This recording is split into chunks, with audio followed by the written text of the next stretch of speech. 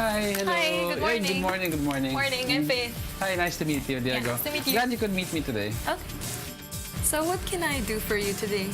Yeah, kasi I have gout, no? And I've been to, of course, my rheuma and then other therapists. But I want to find out ano pa ang mga options ko, or there might be better options for me.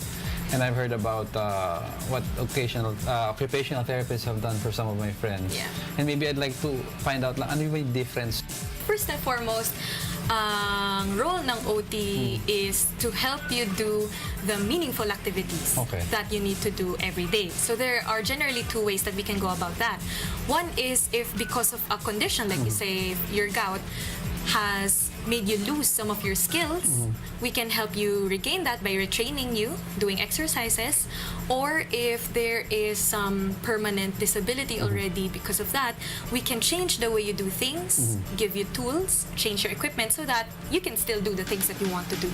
So how can you help like somebody with gout? For example, in my case, the range of motion sa Nico is reduced by at least 30-40%. First, I'll have to ask what kind of work do you do? What are the range of activities? TV work, diba? So you have to look good walking for short bursts at a time, but more standing.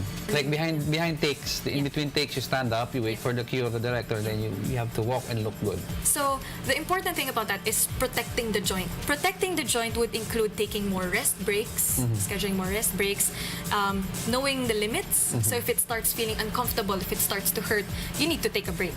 If you're going to do TV work, how many times are you and how long are you supposed to do standing or walking? What would you advise? Is it better to stand every now and then, or to remain in a seated or a lying position? You stand, you sit. Kasi even if you're sitting comfortably, after a while, it starts feeling uncomfortable, diba? You're also not supposed to not move the joint. Okay. Meaning you're supposed to keep moving it. So, kanya nakaupo ako, nakabend yung knee ko, after 10-15 minutes, diretso ko. Stretch out your knee. Stretch out my knee and then bring it back in. Yeah, after like 10-15 minutes or when you start feeling discomfort, walk around for a while. Eh, kunyari in travel, diba? For example, nasa airplane ka or in your car, and then traffic, and then and you cannot stretch your legs. Are there things that can be done?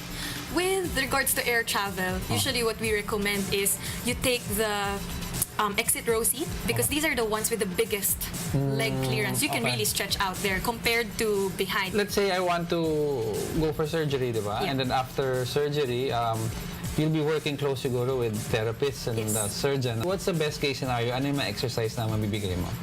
First, what we call your range of motion exercises, or the ones that make sure na yung movement ng joint is maximized. Or kung kaya to full, we return it back to full.